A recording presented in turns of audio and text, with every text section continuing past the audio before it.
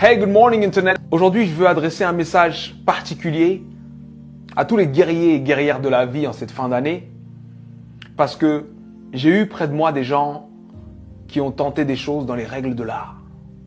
J'ai moi-même plusieurs fois dans ma vie tenté des choses dans les règles de l'art, c'est-à-dire la motivation y était, la planification y était, la foi y était, tout y était et ça n'a pas marché. Et ça arrive.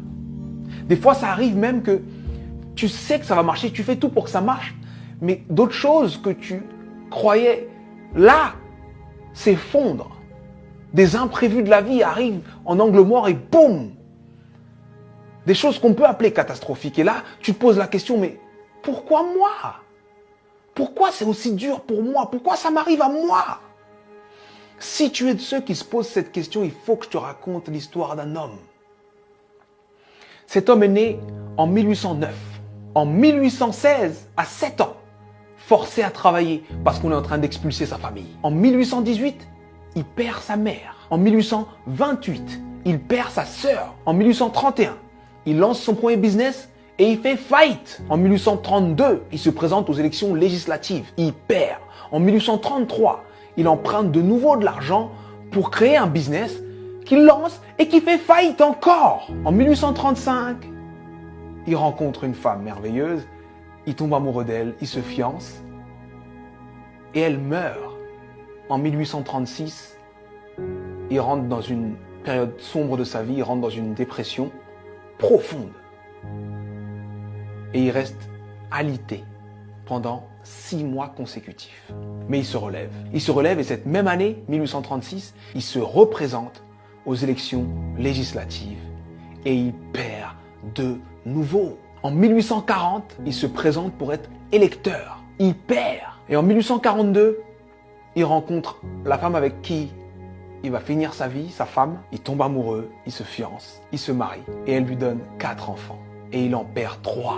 En 1843, il se présente au Congrès et il perd. En 1845, il se présente de nouveau au Congrès et il perd de nouveau. En 1850, son fils meurt.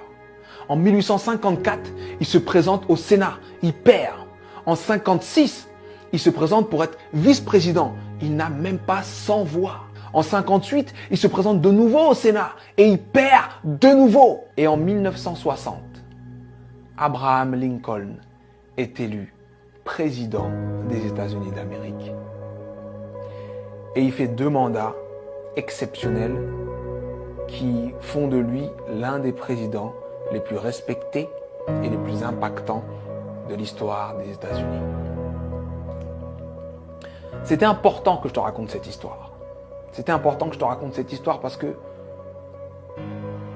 on voit le héros, mais on ne voit pas les coulisses de la réussite. Il faut que tu acceptes les coulisses de ta réussite.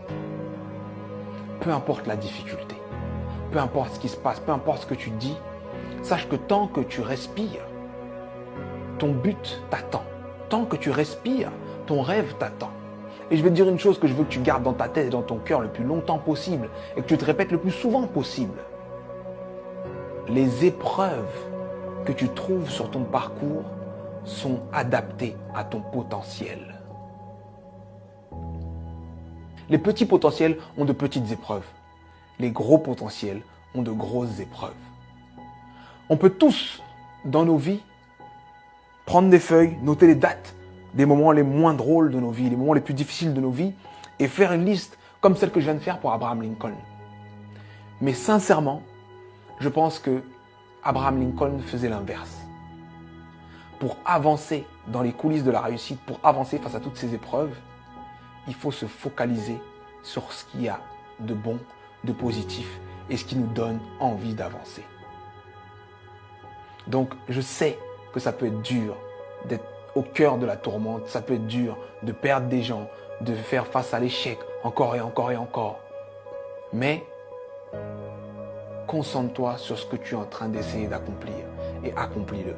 Et je peux te garantir que parce que tu es passé par là, tu as changé l'ampleur, le sens et le goût de ta réussite.